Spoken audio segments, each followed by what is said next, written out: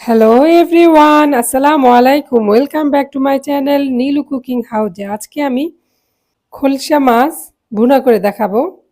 এটা বড় খলসা, আমি কেটে ভালোভাবে ধুয়ে পরিষ্কার করে নিয়েছি।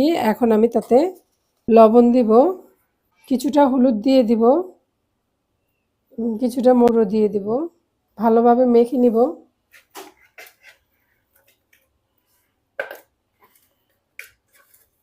মাছগুলো দেখেন একদম সাদা হয়ে আসছে। ভালো করে পরিষ্কার করবেন মাছে, তাহলে কোনো গন্ধ আসবে না। মাছটা ম্যারিনেটের জন্য রেখে দেব 20 মিনিট। আমি চুলাটা অন করে দিব, 140-এ রাখবো।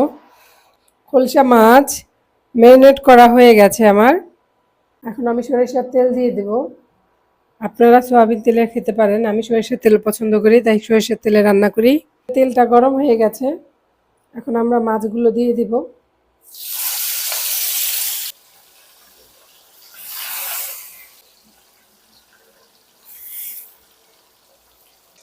মাছ ভাজা হয়ে গেছে এক পিঠ, আমরা অপর পিঠ উল্টিয়ে দিব।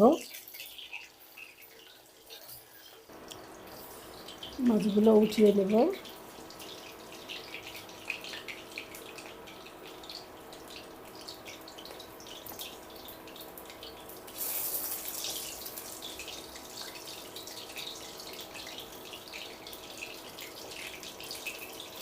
আমি মাছ ভাজার তেলটা দিয়ে দিব।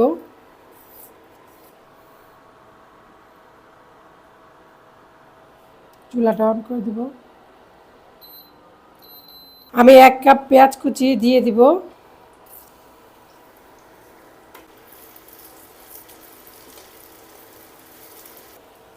পেঁয়াজটা হালকা ভাজা হয়ে গেছে, এখন আমি 1.5 চামচ রসুন বাটা দিয়ে দিব, 1 চামচ আদা বাটা দিয়ে দিব, সামান্য পানি দিয়ে দিব যেন মশলাগুলো পুড়ে না যায়। লবণ দিয়ে দিব পরিমাণ মতো, হলুদ দিয়ে দিব আধা চামচ, মরিচ দিয়ে দিব 2 চামচ। একটু ঝাল হলে মাছটা ভালো লাগবে, আপনারা চাইলে ঝাল কমিয়ে বাড়িয়ে নিতে পারেন। হাফ চামচ ধনিয়া গুঁড়া, হাফ চামচ জিরা গুঁড়া দিয়ে দিব।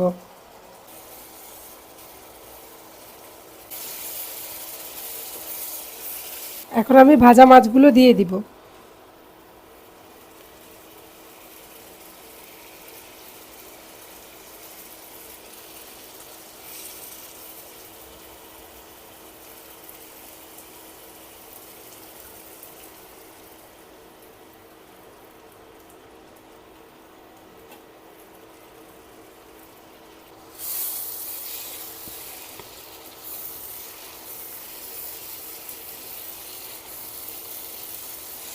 আমি একটু পানি দিয়ে কষিয়ে নিব।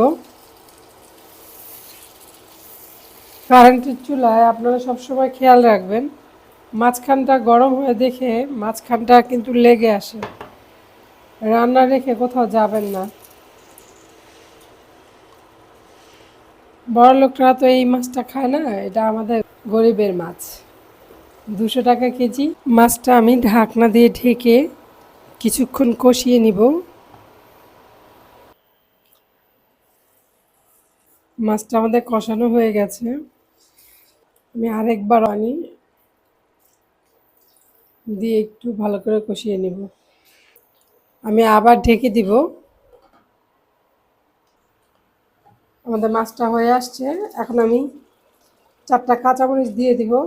লবণটা দেখে নিব। আমরা এখন ধনেপাতা কুচি দিয়ে দিব।